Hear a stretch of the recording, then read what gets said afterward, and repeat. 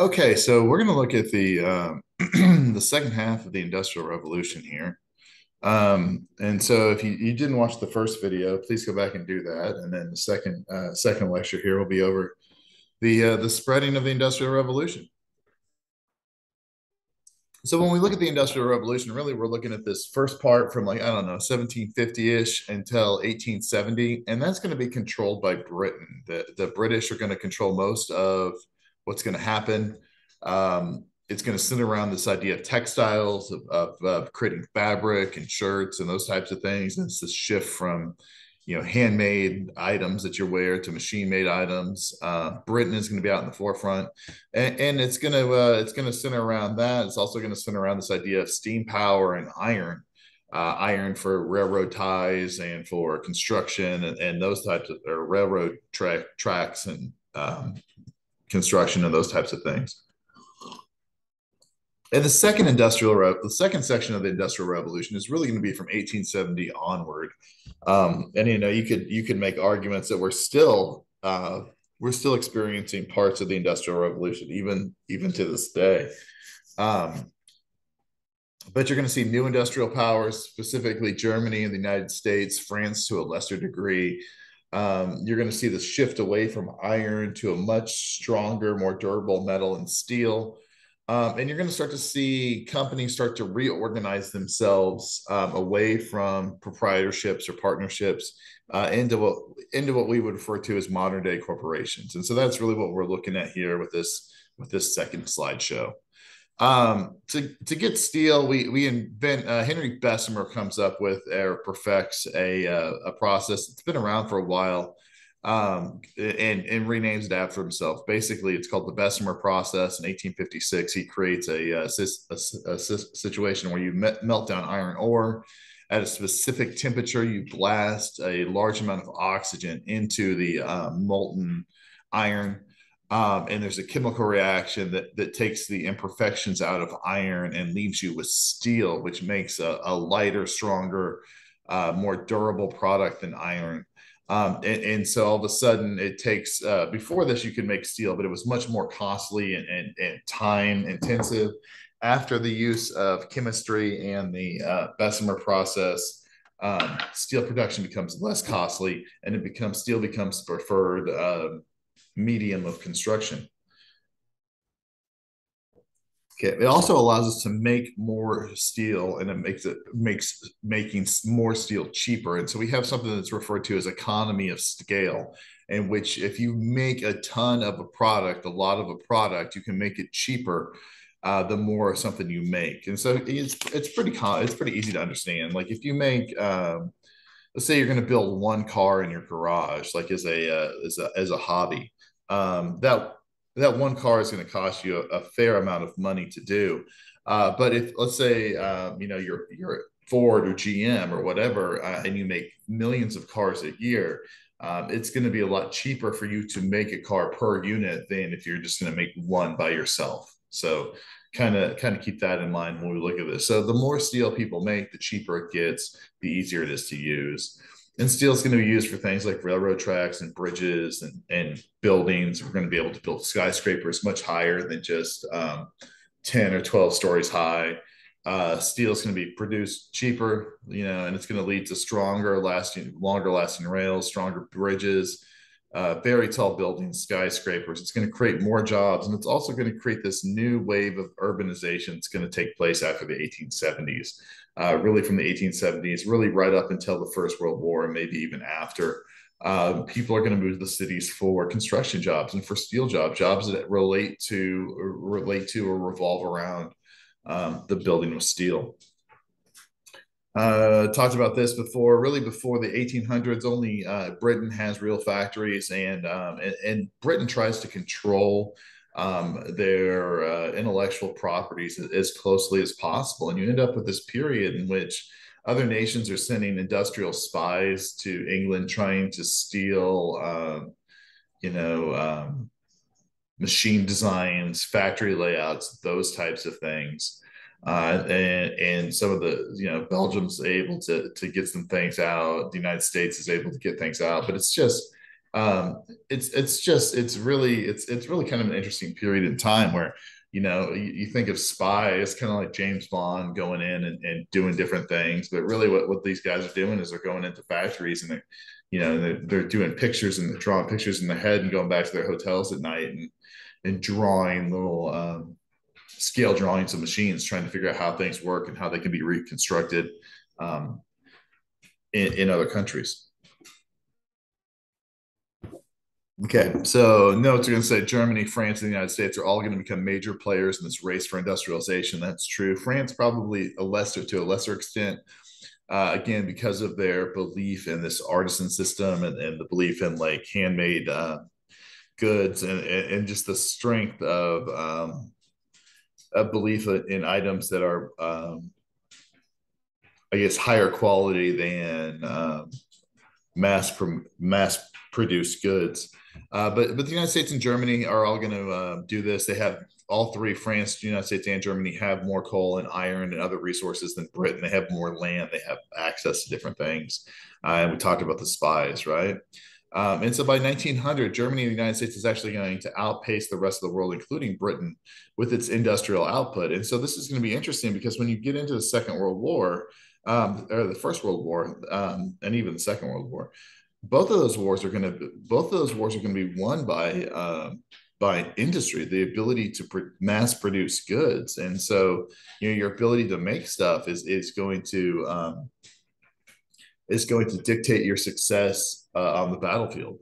And so, when we look at World War One, the two most powerful, the countries that bring about the largest amounts of change in that war are going to be, obviously the United States. Once it enters, it can flood Europe with not only men but also supplies. And then, Germany during that time frame is able to fight a huge two-front war against, France and Great Britain and France and Russia, and really almost win, even with the entry of the United States into the war. So here we go. Each of these new industrial powers are going to go through a period of urbanization similar to Britain, where we're going to see city overcrowding. You're going to see poor working conditions, poor living conditions. Um, you know, um, People are going to move into poor, hastily built apartments called tenements. They're going to have these apartments are going to house hundreds of people without indoor plumbing, without running water, without proper ventilation. Cities are going to be just really in the late 1800s, early 1900s. I don't know if there's a worse place to live in human history than some of these larger cities. It's just bad all around, and so there's going to be some efforts by social reformers that are going to bring about change. These new factories are going to produce huge amounts of goods. And so, as we talked about with economy of scale, the more goods that are made, the cheaper they could be sold for profits.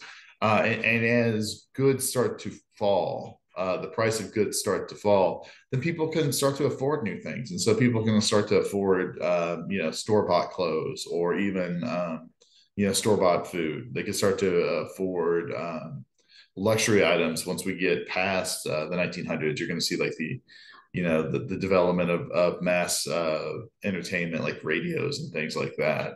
And so this demand for goods is going to create new jobs. You're going to see railroads developed, and those are going to create, railroads are going to be built, and then you need people to lay those railroads. Cities are going to be built, and you need people to construct. Obviously, you need people to construct these new housings and the tenements and the factories.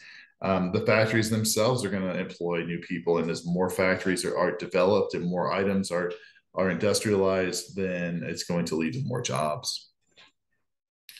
Um, Global industrialization is going to result in this competition for goods, and so other nations are going to start to compete for raw materials abroad, and so Europe, Britain, France, Germany are going to go into places like Africa and Asia looking to gain access to the raw materials that are held in those places, but also gain access to the markets that those new areas represent. So if they take over parts of Africa, that they represent a place that you can sell your goods.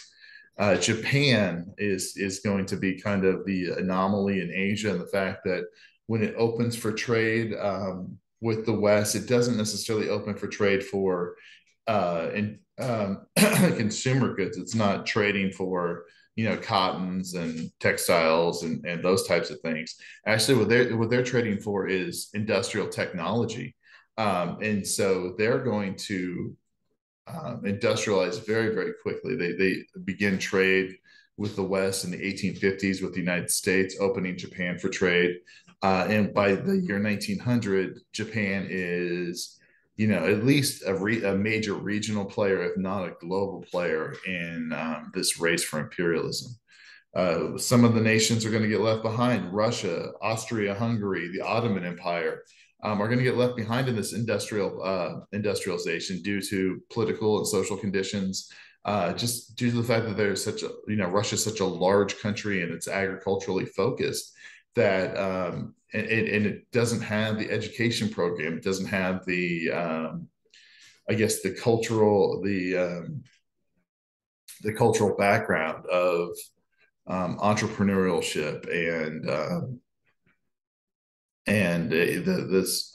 the ideas that lead to industrialization in places like Britain and France and the United States and Germany.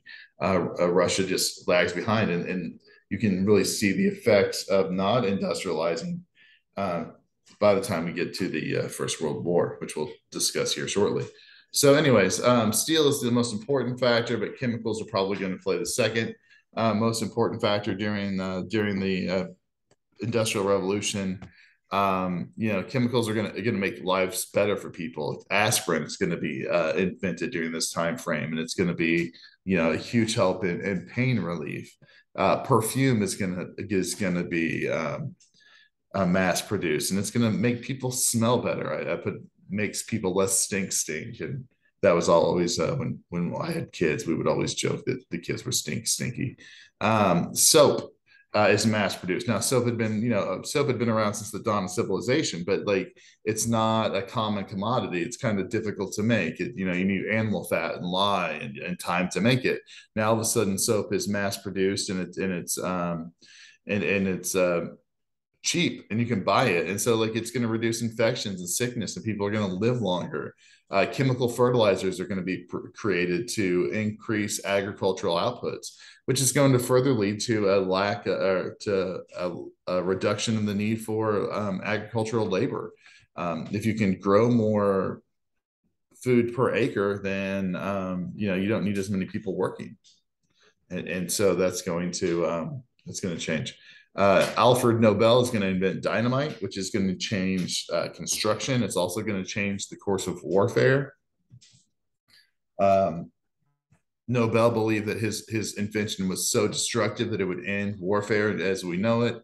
Obviously, it doesn't, and it just leads to more destruction. And he's so horrified by this that he takes all of his personal wealth and he puts it towards uh, um, the betterment of humanity. And so you see the Nobel Peace Prize, the Nobel Prize in chemistry and mathematics and literature and those things. Electricity becomes the commonplace, right? Thomas Edison creates the electric light bulb. He doesn't really invent the light bulb. What he does is he creates a way to make sure the light bulb stays lit. We have the invention of the dynamo, which is a machine that is like a little generator that creates electricity. And you start to see these be put in larger cities. All of a sudden, cities become safer because they're well lit at night, and well, I use the word extends the day, right? Um, because if you're going to work for 12 hours a day or 16 hours a day in the factory and you get out of work and it's dark, you're probably just going to go home and go to bed. But all of a sudden, if you have electricity, then places stay open later. It's safer to be out on streets later at night. Um, we have a couple changes in the way that production gets done. Eli Whitney in the late 1700s comes up with this idea of interchangeable parts, basically just making machines out of the same parts that could be used to replace parts that break down. So this simplifies repair. Think about it like as I always talk about like the agricultural side of this. But if you're going to have a plow, you're going to have a blade that cuts through the ground. Um, And so after this idea, Eli Whitney would just make a ton of blades that fit on the same plow. Versus before that, you would have to take your blade to a blacksmith, and they would have to create something that was similar to what you had before. Uh, Henry Ford uses the assembly line in mass production of vehicles, which is going to allow for cars to be made faster and cheaper, and it's going to allow them to be afforded by the common people. And both of these interchangeable parts and the assembly line are going to further reduce prices of goods, and that's going to create more customers, right? Use this example of a handmade sweater. I found that online, for $200 basically, and a machine made sweater on Amazon, for $16. And there's probably a huge difference in quality, but like, is it really, 10 times better? I don't know. All right. Transportation railroads begin to link inland cities to the coast and ports. And so all of a sudden you start to see goods moving faster and people moving faster. America completes the Transcontinental Railroad in the late 1800s, right? And it's going to link the Atlantic it's going to link Omaha, Nebraska, which is linked to New York, to Sacramento, and so all of a sudden you have a connection between the factories in the east and the settlements in the west, and also you have a connection between the factories in the east and the ports in the west that would ship things up to China. Russia's going to build their Trans-Siberian Railroad, which is going to link Moscow to Europe and then ultimately to the Pacific, which is going to allow them to also trade with Asia. And so all of a sudden, trade is going to become global. Nicholas Otto and Carl Benz, they invent, they create the industrial combustion engine, and Carl Benz creates the first automobile, and that's Carl Benz from Mercedes-Benz. And then Henry Ford basically, takes this idea of an assembly line and uses it to mass produce cars. And so cars they move from being a luxury to a necessity very, very quickly. You have inventions like the airplane. The Wright brothers design and fly the first airplane, a Kitty Hawk. And granted, it takes a while for airplanes to really make a big impact in industrialization, but these are the first steps. You have communication, like Samuel Morse develops a telegraph, which allows you to send coded messages along wires. And this is going to be important for the railroad, because if you have tracks, obviously, if you have one train heading east and you have one train running west on the same track, you're going to have a collision. So you have to have communication between stations, or you have to have communication along that line to make sure that you don't have trains, that are going to run into each other. Alexander Graham Bell is going to patent the telephone. It's going to take this idea of sending messages along wires, and he's going to change that into voice waves. And then Macaroni is going to invent the radio, which is going to allow for mass communication and popular entertainment. And so you're starting to see all these different ideas come about during this time frame that are making people's lives a little better. And when all these inventions come about, you're going to need to find a way to create money to build them. And so we start to see new methods of production that are going to cost large amounts of money, right? Factories and buildings and supplies and raw materials and shipping and marketing and all of those things. And so companies come up with this idea of selling stock to raise money. And so basically what a stock is just a small share of ownership of the company. So like if you want to go out today, you could buy stock in Apple, or you could buy stock in Nike or whatever, and you would be a small owner of that business. And in exchange for your investment, those companies pay you back dividends. They pay you a share of the profits. Or if the price of the company goes up and you sell, then you're going to profit from your investment. So like there's definitely an upside to investing in companies. And so some people do that. And some business leaders are going to be, early business leaders are going to be better at business than others. And so they're going to create structures that can control entire industries, and that's called a monopoly, or sometimes it'll be referred to as a trust. And if you think of it just simply as like when you play Monopoly with your family before your dad or your mom flips the board over because they're mad, the whole point of Monopoly is to control one section of those colors, right? And then to build houses and hotels. And so you want to try to limit the exchange of you want to try to limit the competition. And if you can control those whole areas, then ultimately you can be a winner in industry. A couple examples of these people would be Alfred Krupp, who is a German steel mogul.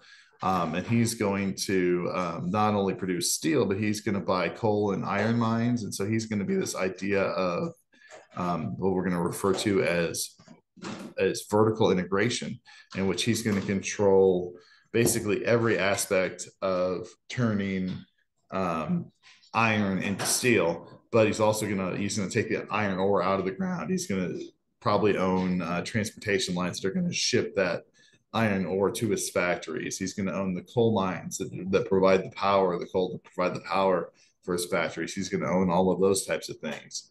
An American example of this would be John Rockefeller, who's going to own Standard Oil, and he's going to own, oil wells and oil refineries and oil pipelines and shipping and all of those things.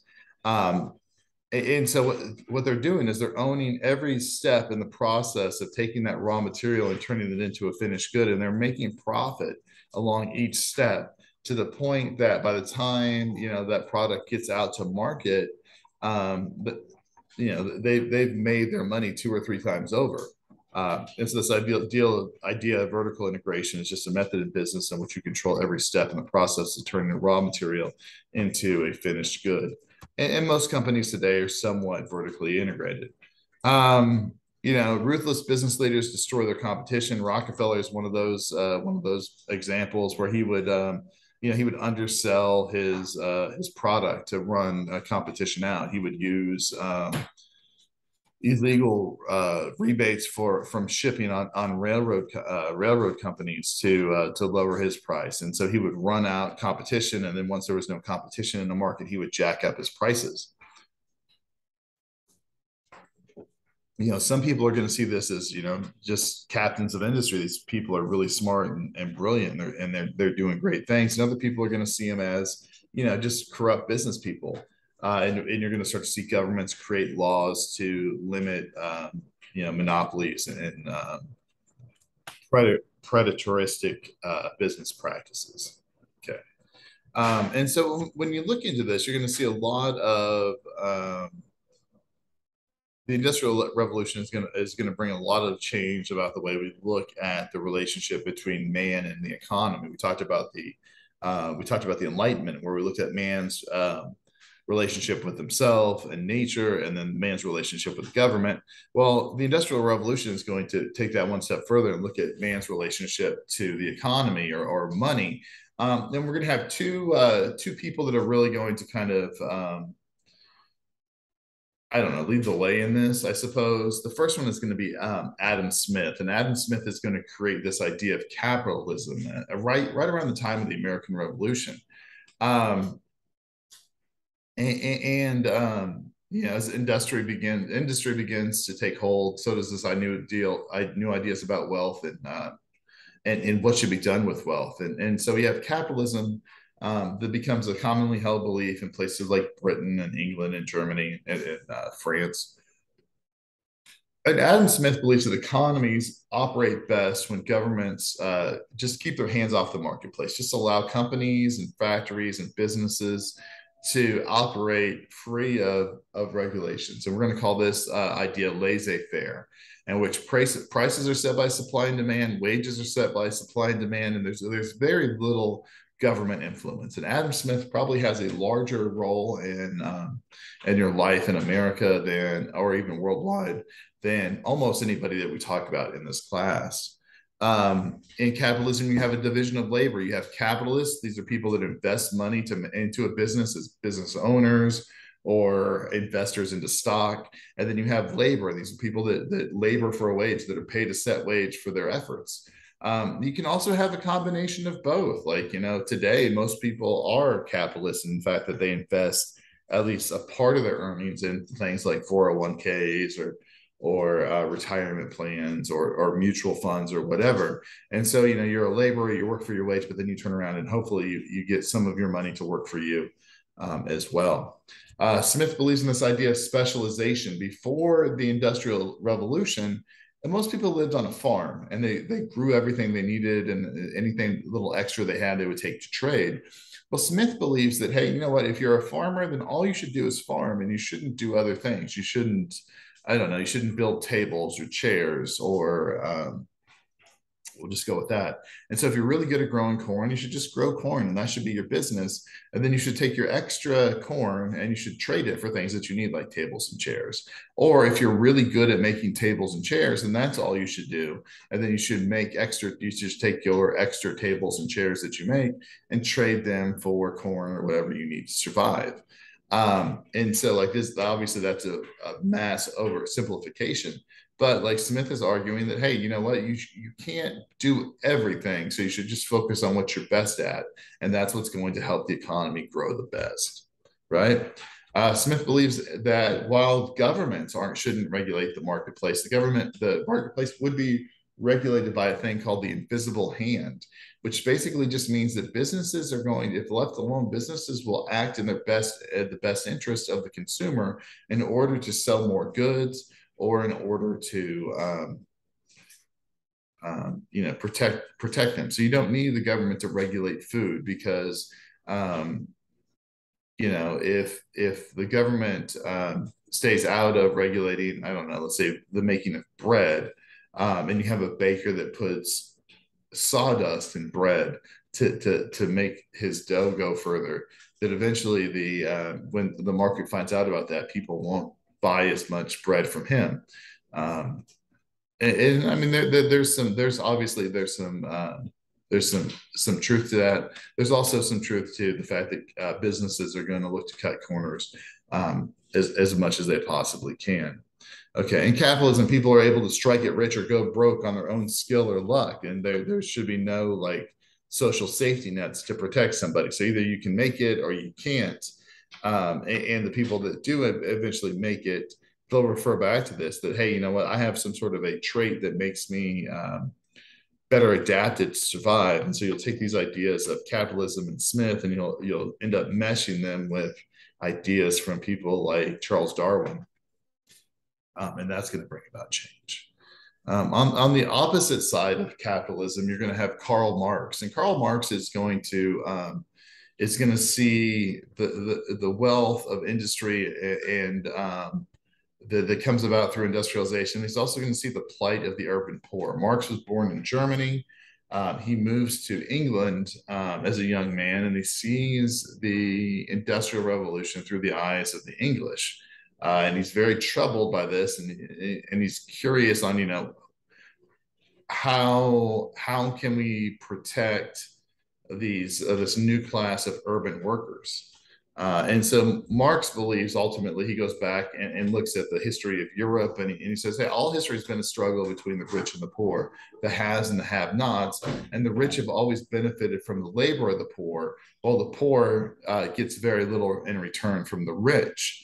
And so in 1848, he writes something called the Communist Manifesto, and he lays out this theory on communism, in which you see this class struggle between employers and employees, and he urges the working class to rise up and unite against what he sees as the exploitation of the rich. And so, because he believes that economics was this major force in history, and that you have this fight between the haves and the have-nots, if the working class, who he calls the proletariat, would join together and revolt against the rich, or the people that own the factories, who he's going to call the bourgeoisie, they're going to be able to control everything and make their life better. And so, obviously Marx gets tied into this idea of communism, which is a spinoff of his ideas of Marxism. But basically, Marx is arguing that if everybody goes to owns the means of production, then we could split the profits of industry equally, and everybody would be better off, right? Marx's ideas have very little influence at first. He writes a manifesto in 1848. And we don't see the first communist revolution until Russia in 1917. And Marx always believed that it would be an industrial an industrial state that would lead to communism. However, the three major communist revolutions are all going to happen in agricultural countries, and so there's some interesting parts about that. But anyways, you see the Russian Revolution in 1917. You see the Chinese Revolution following World War II, and the communist takeover of Cuba in 1953. And so that's going to do it for the Industrial Revolution. We're going to come back and talk about imperialism next time, and so we will see you then.